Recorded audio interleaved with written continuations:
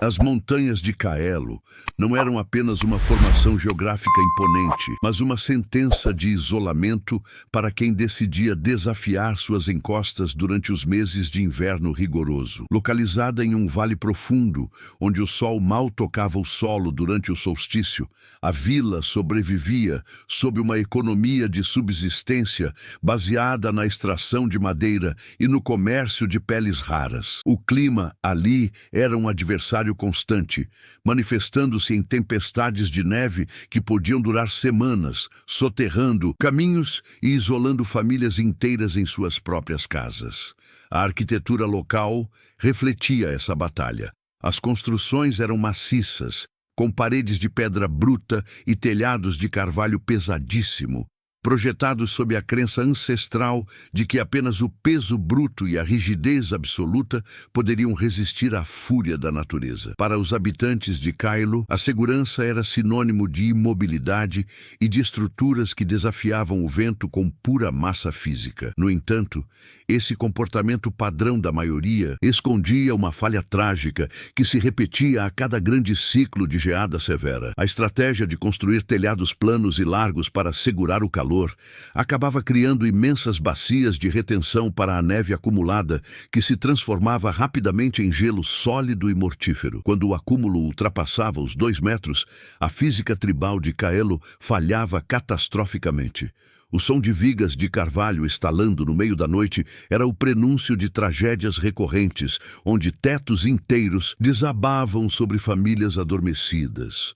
Mesmo diante dessas perdas, a tradição permanecia inquestionável, pois o povo acreditava que o erro não estava no design, mas na falta de madeira ainda mais grossa. Havia uma teimosia cultural profundamente enraizada de que a força bruta era a única linguagem que as montanhas entendiam, ignorando qualquer alternativa que sugerisse leveza ou adaptação às forças invisíveis do clima. Este relato sobre a sabedoria oculta contra a força bruta está apenas começando. Se você aprecia histórias de superação que desafiam o senso comum, inscreva-se no canal para não perder os próximos capítulos desta jornada. Aproveite e comente aqui embaixo de qual parte do mundo você está assistindo este vídeo hoje. Sua presença fortalece nossa comunidade de buscadores de conhecimento. Toran não era um homem que buscava o centro das atenções, mas sua presença em Kaelo era marcada por um silêncio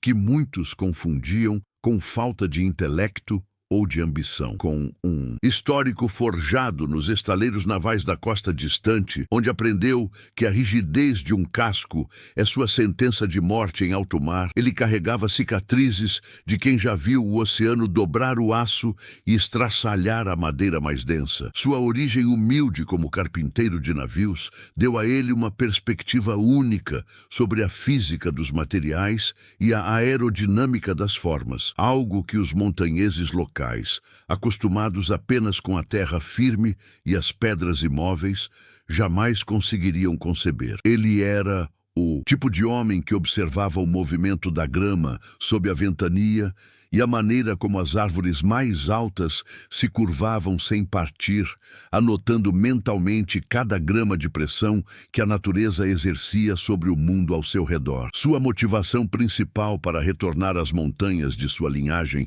não era apenas a busca por paz, mas o desejo intrínseco de aplicar uma inteligência prática que pudesse interromper o ciclo de luto daquela vila teimosa. Toran possuía um diferencial cognitivo raro, a capacidade de visualizar o fluxo das forças invisíveis, como o peso da neve e a pressão do vento, como se fossem correntes marítimas tangíveis. Ele era resiliente e dotado de uma paciência quase geológica, permitindo que a zombaria dos vizinhos escorresse por seus ombros como a água da chuva, sem afetar sua determinação técnica. Enquanto os outros homens se orgulhavam da espessura de seus braços e da largura de seus machados, Toran confiava na precisão de seus cálculos e na memória das quilhas que haviam sobrevivido a furacões em mar aberto, sabendo que a verdadeira força reside na capacidade de desviar a energia do adversário cenário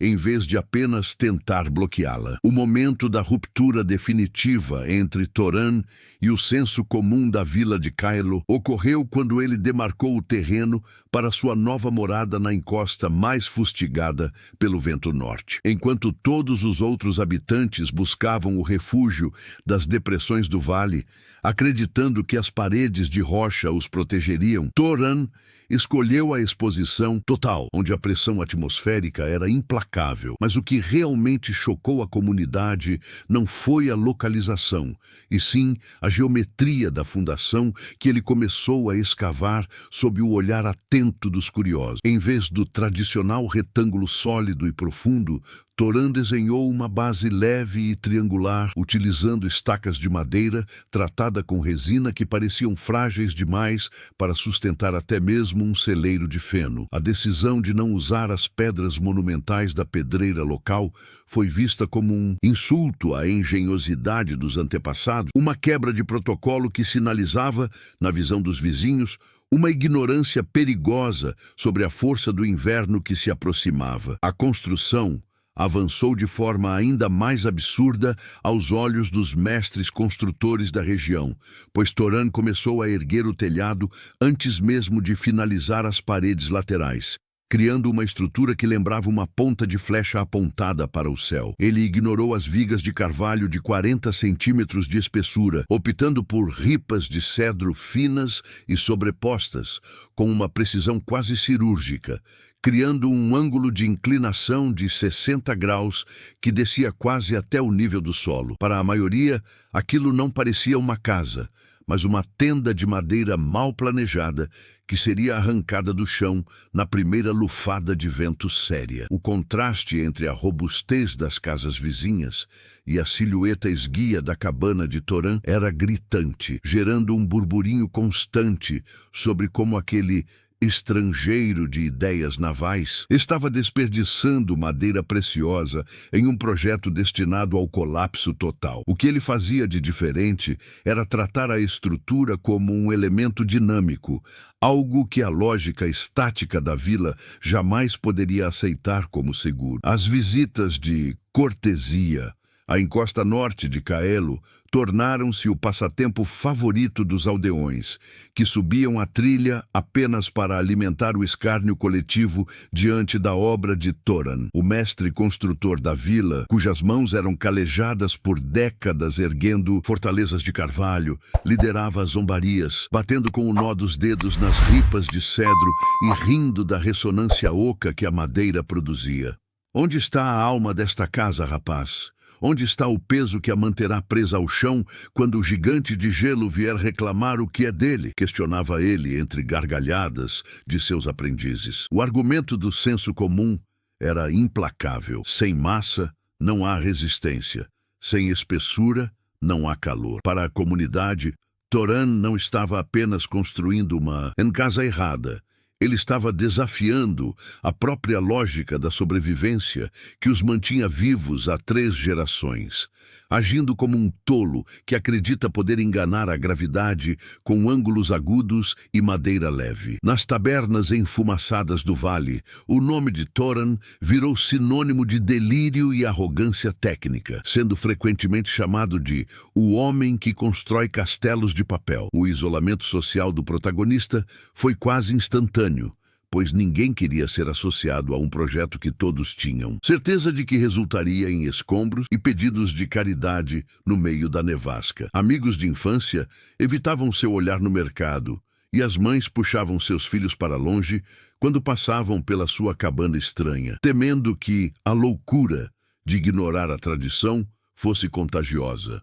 O descrédito era tão profundo que as pessoas começaram a apostar em qual semana de dezembro a estrutura colapsaria, tratando a vida de Toran como um experimento de entretenimento cruel, movido pela certeza de que a natureza puniria severamente quem ousasse trocar o peso da rocha pela flexibilidade do vento. O silêncio de Toran diante das críticas, era interpretado como derrota antecipada, mas, na verdade, era o escudo de quem não precisava de validação externa para validar as leis da física. Enquanto os vizinhos reforçavam seus telhados planos com mais camadas de madeira pesada, aumentando perigosamente a carga sobre as fundações, Toran continuava seu trabalho solitário, instalando cada escama de cedro com a paciência de um artesão. Ele ouvia as piadas sobre como sua casa se escondia da neve e como ele seria o primeiro a bater à porta de alguém implorando por abrigo, mas seu foco permanecia inabalável na linha do horizonte. Ele entendia que a pressão social era apenas um ruído passageiro, enquanto a pressão atmosférica era uma realidade matemática que não se importava com opiniões ou tradições ancestrais, e que o verdadeiro juiz de sua sanidade não seriam os homens da vila, mas os cristais de gelo que já começavam a se formar nas nuvens carregadas de novembro. A mente de Toran operava em uma frequência que a vila de Kaelo, presa à solidez da terra, jamais conseguiria sintonizar sem antes ver o desastre. Ele sabia, por experiência nos oceanos, que o peso não é um aliado contra a natureza, mas um combustível para a própria destruição quando a gravidade entra em jogo. O ângulo acentuado de 60 graus de seu telhado não era uma escolha estética ou um capricho de estrangeiro. Era física pura aplicada à sobrevivência. Ele calculou meticulosamente que com aquela inclinação específica, os flocos de neve não encontrariam atrito suficiente para se aglutinarem em camadas perigosas. Antes que a neve atingisse a massa crítica necessária para exercer pressão sobre as vigas, o próprio peso do cristal de gelo o forçaria a escorregar pela superfície polida do cedro, caindo inofensivamente nas laterais da casa. Enquanto os vizinhos criavam depósitos de toneladas sobre suas cabeças, Toran estava construindo um sistema de autolimpeza gravitacional. Além da geometria externa, a lógica funcional de Toran envolvia um conhecimento técnico simplificado sobre a termodinâmica da madeira e do ar. Ele instalou um sistema de ventilação interna que direcionava o calor residual do fogão a lenha para um espaço oco entre o forro e o telhado. Esse ar aquecido mantinha a superfície externa da cobertura apenas alguns graus acima do ponto de congelamento, o suficiente para criar uma microcamada de água líquida entre a madeira e a neve. Essa lâmina invisível agia como um lubrificante natural, garantindo que mesmo a neve mais pesada e úmida perdesse a aderência instantaneamente. Ele não estava tentando isolar a casa do inverno com barreiras intransponíveis, mas sim usando o calor interno para combater a fricção externa, transformando o telhado em uma pista de gelo inclinada onde nada poderia permanecer parado por muito tempo. O raciocínio prático de Toran estendia-se até as fundações, onde ele aplicou a lição mais valiosa dos grandes mastros. A flexibilidade é a forma mais alta de resistência.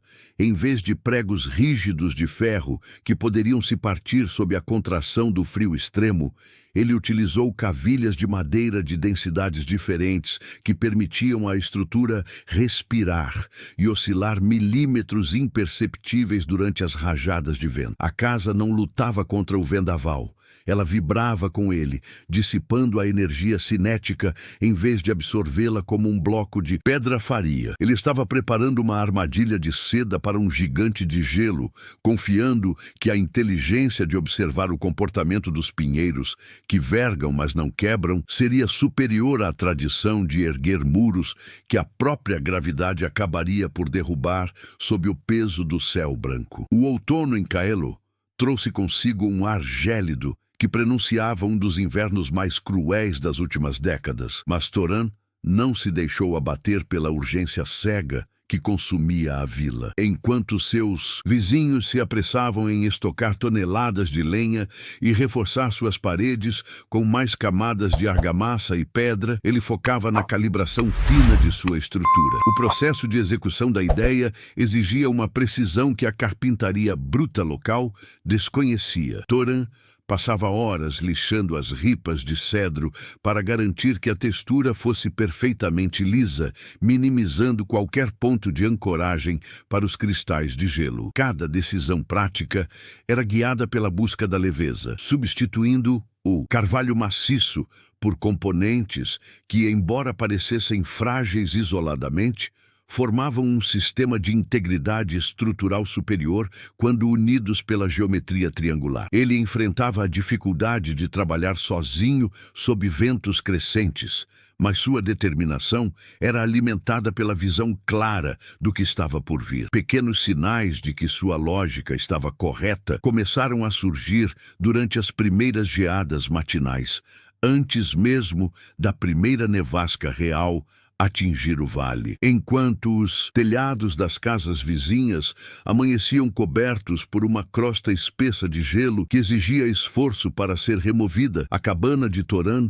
permanecia limpa, com o orvalho congelado escorrendo pelas laterais antes mesmo do sol atingir o zênite. Ele observava satisfeito como o calor residual de seu fogão, canalizado pelo sistema de ventilação oculta, criava uma sutil névoa sobre o telhado, indicando que a barreira térmica estava ativa e funcional. Essas vitórias silenciosas não eram vistas pela vila, que estava ocupada demais, zombando do esqueleto de madeira na encosta, mas para Toran eram a confirmação de que sua preparação estava atingindo o nível de eficiência necessário para o teste definitivo que a montanha imporia em breve. A fase final da preparação envolveu a vedação hermética das juntas inferiores, garantindo que o vento não encontrasse brechas para criar uma pressão de sucção interna que pudesse comprometer a estabilidade. Toran instalou contrafortes móveis na base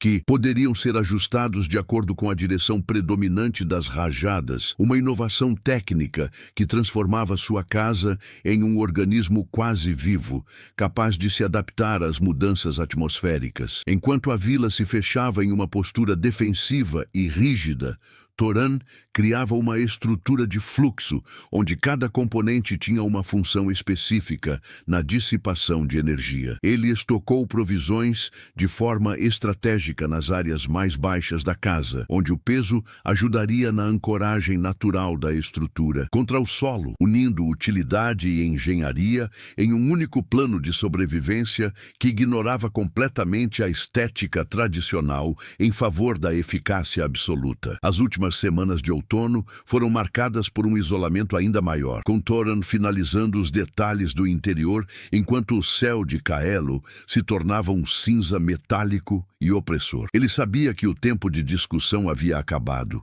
e que a natureza em breve apresentaria sua sentença irrecorrível sobre quem possuía a verdadeira sabedoria. Os moradores da vila, ao vê-lo trabalhar nos retoques finais, balançavam a cabeça em sinal de lamentação, como se estivessem observando um homem cavar a própria cova com ripas de madeira e otimismo técnico. Toran, por outro lado, sentia uma paz profunda que emanava da certeza matemática. Ele não estava contando com a sorte, mas com as leis universais que governam o movimento e a resistência. A preparação estava concluída. A armadilha de seda estava armada para o gigante de gelo e a casa de Toran estava pronta para o primeiro embate real contra a Fúria Branca. A primeira nevasca de novembro chegou sem o estrépito dos grandes temporais, mas com uma persistência gélida que rapidamente tingiu o vale de um branco imaculado. Em apenas 6 horas,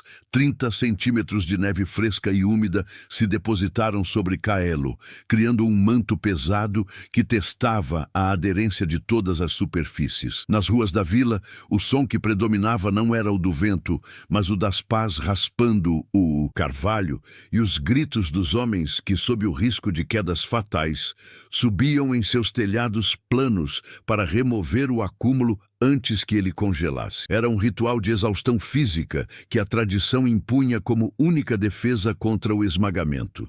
Uma luta constante onde o homem tentava, manualmente, corrigir as falhas de sua própria arquitetura rígida. Enquanto suavam no frio cortante, os aldeões lançavam olhares de soslaio para a colina, esperando ver a tenda de papel de Thoran cedendo sob o primeiro peso real do inverno. Contudo, o que viram ao amanhecer desafiava a lógica visual de quem estava acostumado à força bruta. Enquanto os telhados da vila pareciam bandejas sobrecarregadas, a cabana de Thoran exibia uma silhueta limpa e afiada contra o céu cinzento. A inclinação de 60 graus, combinada com o calor sutil que emanava do forro, havia transformado o telhado em uma rampa de ejeção constante. A neve simplesmente não conseguia se fixar. Grandes blocos de gelo e neve escorregavam pelas ripas de cedro e se acumulavam no chão, longe das paredes, criando uma barreira natural de isolamento térmico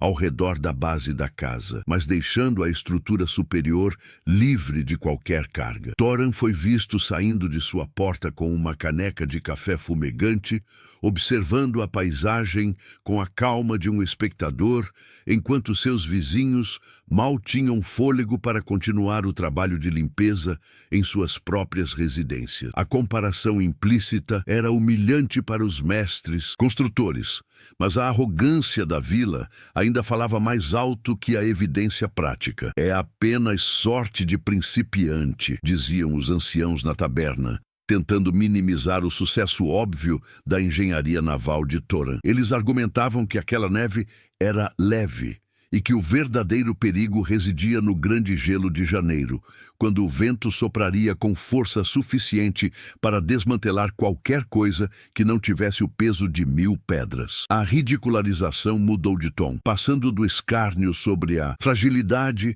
para uma descrença sobre a durabilidade. Mas Thoran permanecia inabalável em seu silêncio. Ele sabia que o primeiro teste havia validado a fluidez de seu design. A casa não apenas havia sobrevivido, ela havia trabalhado a seu favor, transformando o inimigo branco em um isolante terrestre sem sacrificar a integridade das vigas. O grande gelo de janeiro não chegou como uma tempestade comum, mas como um colosso atmosférico que silenciou os lobos e congelou os rios de Kaelo em uma única noite de fúria. O céu, antes cinzento, tornou-se de um breu absoluto, rasgado apenas por rajadas de vento que excediam os 100 quilômetros por hora, carregando cristais de gelo que agiam como lixas contra a madeira das casas. A temperatura despencou a níveis onde o fôlego humano se transformava em cristais antes de tocar o solo, e a neve, agora seca e pesada, caía em um ritmo de 10 centímetros por hora. Na vila, o otimismo das gerações passadas começou a rachar junto com as vigas mestras. O peso acumulado nos telhados planos era agora equivalente a 10 elefantes africanos sobre cada residência, transformando lares em armadilhas de pressão hidráulica. O perigo não era mais uma possibilidade remota discutida na taberna, mas uma sentença de morte iminente que uivava em cada fresta de carvalho. A falha no modelo tradicional de construção tornou-se catastrófica quando a umidade interna das casas, presa pelas paredes de pedra grossa, começou a congelar dentro das juntas de madeira, expandindo-as até o ponto de ruptura. O som de estalos, semelhantes a tiros de rifle, ecoava pelo vale conforme as estruturas de carvalho, famosas por sua rigidez, sucumbiam à própria teimosia de não dobrar. Enquanto isso, a vantagem do design de Thoran começava a brilhar em meio ao caos branco. Sua casa, situada na encosta mais exposta, recebia o impacto direto do vendaval. Mas o formato aerodinâmico de flecha dividia o fluxo de ar, empurrando a cabana contra o solo em vez de tentar arrancá-la. A força do inimigo era convertida em estabilidade, e a neve, empurrada pela velocidade do vento e pela inclinação do telhado, sequer tinha tempo de repousar sobre as ripas de cedro, sendo expelida para longe da fundação. No escuro da segunda noite de tempestade, O isolamento de Toran transformou-se em uma vigília técnica solitária, onde ele sentia a vibração rítmica de sua casa como se fosse um batimento cardíaco. Ele ouvia, abafado pelo uivo do vento, o som distante de telhados colapsando no vale abaixo. Um lamento de madeira e desespero que confirmava seus piores receios sobre a tradição cega. A tensão escalava não apenas no ambiente, mas na alma de quem observava a destruição de um modo de vida que se recusava a evoluir. Enquanto as casas fortes da vila começavam a implodir sob o peso soberano do gelo, a estrutura leve de Toran dançava com a tempestade, provando que, no ápice do conflito entre o homem e a natureza, a inteligência de fluxo sempre superaria a arrogância da resistência estática. A terceira manhã revelou um cenário de guerra climática onde a vila de Kaelo estava perdendo em todas as frentes de batalha. Famílias inteiras estavam presas em porões, com medo de que o próximo estalo fosse o último, enquanto a neve continuava a cair, implacável e silenciosa, aumentando a carga sobre estruturas já comprometidas. A pressão social, que antes ridicularizava Toran, havia sido substituída por um medo paralisante e uma inveja silenciosa por aquele que, lá no alto da colina, ainda mantinha uma fumaça constante saindo de sua chaminé. O agravamento das condições climáticas agia como um filtro evolutivo, separando aqueles que construíram para durar através da força daqueles que construíram para sobreviver através da compreensão das leis naturais, elevando a tensão ao ponto em que o próximo movimento da montanha decidiria quem restaria para contar a história. O clímax da tempestade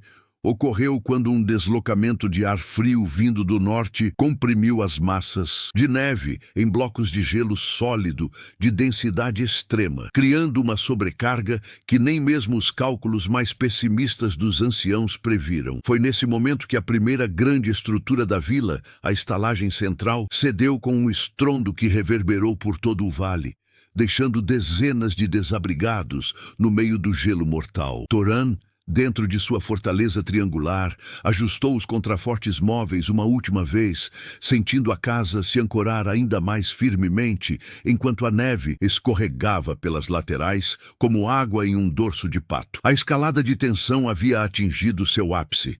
A natureza havia jogado sua carta mais pesada, e enquanto o vale se afogava em escombros e gelo, a luz na janela da encosta permanecia acesa, um farol de lógica em um mar de tradição naufragada. Ao amanhecer do quarto dia, o rugido do vento finalmente deu trégua, substituído por um silêncio sepulcral que pesava sobre o vale de Kaelo. A devastação era absoluta e visível a olho nu. Onde antes existia uma vila próspera, agora restavam apenas dunas irregulares de neve branca, de onde sobressaíam chaminés partidas e vigas de carvalho estilhaçadas como palitos de dente. O contraste era brutal. As casas construídas sob a égide da força bruta haviam se tornado túmulos de madeira, implodindo sob o peso de toneladas de gelo que seus telhados planos se recusaram a soltar. Famílias inteiras tiritavam ao relento ou em porões inundados, testemunhando o fracasso de uma tradição que priorizou a rigidez em detrimento da física. A sobrevivência econômica e física da comunidade estava em frangalhos, provando que o acúmulo de massa sem estratégia é apenas um convite ao colapso diante da persistência da natureza. No entanto, ao olharem para a encosta norte, os sobreviventes viram o que parecia um milagre de engenharia em meio ao cemitério de gelo. A cabana de Toran não apenas permanecia de pé, mas brilhava sob o sol pálido de inverno, com suas ripas de cedro perfeitamente alinhadas e livres de qualquer sobrecarga. O telhado de 60 graus havia cumprido sua função com perfeição cirúrgica, expelindo toneladas de neve para as laterais e criando involuntariamente uma barreira natural que protegeu as fundações contra o congelamento do solo. Enquanto as casas vizinhas haviam sido esmagadas de cima para baixo pela gravidade, a estrutura de Toran parecia ter flutuado sobre a tempestade, mantendo sua integridade estrutural intacta. Era a evidência irrefutável de que a lógica funcional e o design inteligente haviam vencido a batalha, onde o carvalho maciço e o preconceito social haviam falhado miseravelmente. A prova definitiva não se manifestou apenas na permanência da estrutura, mas no conforto prático que ela ainda proporcionava em meio ao caos térmico. Enquanto os desabrigados da vila lutavam contra a hipotermia em estruturas remanescentes e úmidas, Toran abriu sua porta, revelando um interior seco, aquecido e plenamente funcional. O sistema de ventilação térmica, que os anciãos chamavam de desperdício de calor, provou ser o coração daquela sobrevivência, mantendo o ambiente interno estável enquanto o mundo exterior congelava. Não havia goteiras, não havia rachaduras nas juntas e, acima de tudo, não havia o medo constante do desabamento. A vitória de Toran era matemática, silenciosa e absoluta, transformando o castelo de papel no único porto seguro em um vale que a tradição havia condenado ao soterramento e à ruína total. O impacto visual daquela cabana solitária e intacta na encosta norte serviu como o veredito final sobre a disputa entre o antigo e o novo. O sucesso de Toran não era uma questão de sorte, mas de uma compreensão superior das forças em jogo. Ele havia previsto o comportamento do gigante de gelo e construído uma resposta à altura. Enquanto os vizinhos contabilizavam as perdas de suas posses e a destruição de seus lares, Toran possuía algo que o dinheiro e a força física não podiam comprar naquele momento. A Pearson diz: validação prática de sua inteligência. A prova estava dada. A leveza estratégica e a adaptação geométrica eram as verdadeiras chaves para a longevidade nas montanhas. O silêncio de Kaelo, agora, era preenchido pelo reconhecimento mudo de que o homem subestimado era, na verdade, o único que realmente compreendia o solo que pisava. A verdade finalmente veio à tona sob o peso da neve, e o que parecia loucura revelou-se a única salvação. Se você acredita que a inteligência prática e o pensamento fora da caixa podem vencer qualquer tempestade, não esqueça de deixar seu like neste vídeo. Isso ajuda nossa mensagem de superação a alcançar mais pessoas que precisam desse incentivo. Não houve necessidade de proclamações ou discursos para que a hierarquia de Kaelo fosse permanentemente alterada naquela manhã de sol pálido. O primeiro a subir a encosta, com as botas afundando na neve fresca que sua própria casa não conseguiu repelir, foi o mestre construtor, o mesmo homem que meses antes liderava as gargalhadas na taberna. Ele não trazia ferramentas ou críticas, mas sim o olhar de quem testemunhou a queda de um dogma secular sob o peso da realidade física. Ao tocar as ripas de cedro intactas da cabana de Toran, suas mãos calejadas tremiam não apenas pelo frio, mas pelo reconhecimento do erro crasso que quase custou a vida de sua linhagem. O silêncio que se seguiu entre o mestre e o aprendiz naval foi o pedido de desculpas mais eloquente que a montanha já ouvira, marcando o fim da era da força bruta e o início da era da inteligência aplicada. Um a um, os sobreviventes do vale seguiram a mesma trilha, transformando a casa que antes era motivo de piada no epicentro de uma nova esperança. Aqueles que antes evitavam o olhar de Toran, agora buscavam sua orientação com uma humildade desesperada, implorando para entender como uma estrutura tão leve havia permanecido inabalável enquanto suas fortalezas de carvalho implodiam. A busca por ajuda não era apenas por abrigo imediato, mas por uma cópia da solução técnica que Toran havia refinado em solidão. Eles queriam aprender a linguagem do vento e a geometria do gelo. A atitude em relação ao protagonista mudou de um descrédito arrogante para uma reverência quase mística. Embora Toran fizesse questão de desmistificar seu sucesso como nada além de observação e cálculo, tratando cada vizinho com a dignidade que eles lhe negaram durante todo o outono. A cabana na encosta norte, antes vista como um monumento à loucura de um estrangeiro, tornou-se o quartel-general de resgate e reconstrução de toda a comunidade de Kaelo. Toran não usou sua validação para exercer poder ou retaliação, mas abriu suas portas para aquecer aqueles que o ridicularizaram, dividindo seu alimento e seu conhecimento com a mesma precisão com que cortava sua madeira. A reversão social foi completa e orgânica. O homem das tendas de papel era agora o arquiteto da sobrevivência, e suas palavras tinham mais peso do que qualquer tradição ancestral gravada em pedra. O reconhecimento do erro coletivo lavou a alma da vila, permitindo que o orgulho ferido desse lugar a uma nova mentalidade, onde a dúvida e a curiosidade técnica passaram a ser vistas como ferramentas de preservação mais valiosas do que a obediência cega aos costumes do passado. A verdadeira força de uma comunidade é medida pela sua capacidade de evoluir diante da evidência. Se esta jornada de Toran inspirou você a confiar na sua própria lógica, mesmo contra a multidão, inscreva-se e conte nos comentários. Você já teve que provar que estava certo enquanto todos duvidavam? Adoraríamos ler sua história de validação. A primavera que seguiu ao grande gelo não trouxe apenas o degelo das águas, mas a dissolução completa de uma mentalidade arquitetônica que escravizava Kaelo há séculos. O som que agora ecoava pelo vale não era mais o lamento das vigas partindo, mas o ritmo frenético de serras e martelos trabalhando sob uma nova lógica de construção ditada pelos cadernos de desenho de Toran. O governo regional, alertado pela escala da catástrofe e pelo milagre da encosta norte, enviou engenheiros e observadores para documentar como uma estrutura tão leve havia humilhado as fortificações de pedra. O que era um experimento solitário de um marceneiro de navios tornou-se um estudo de caso acadêmico, transformando a pequena vila de montanha em um centro de referência para climas extremos. A adoção pela comunidade foi total. Ninguém mais ousava erguer um telhado plano, e as novas fundações de Kaelo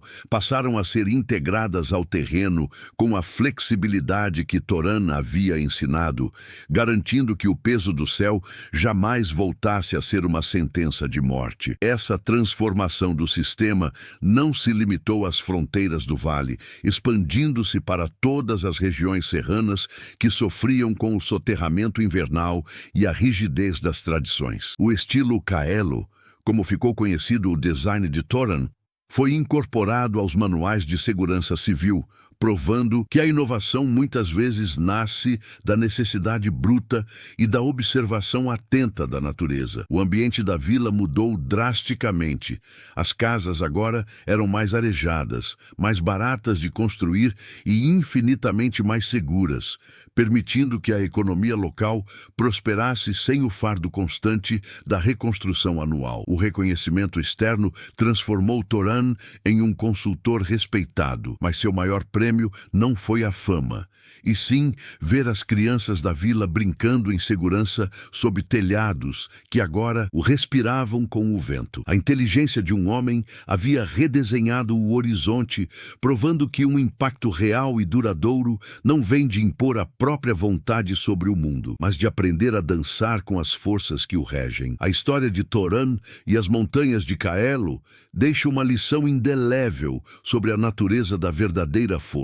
Ela não reside na capacidade de absorver impactos através da rigidez, mas na sabedoria de desviar as pressões externas através do design e da inteligência prática. Em um mundo que frequentemente confunde volume com valor e teimosia com determinação, a cabana na encosta norte permanece como um monumento à ideia de que observar a natureza é mais poderoso do que tentar subjugá-la com métodos obsoletos. A sobrevivência não foi um golpe de sorte, mas o resultado direto de um pensamento crítico que se recusou a aceitar o consenso social quando este desafiava as leis fundamentais da física. Adaptar-se não é um sinal de fraqueza, mas o ápice da estratégia humana. É o entendimento de que, para resistir ao peso do mundo, muitas vezes é necessário aprender a deixá-lo escorregar, transformando o que seria uma força esmagadora em um movimento inofensivo de fluxo e harmonia. O significado final desta narrativa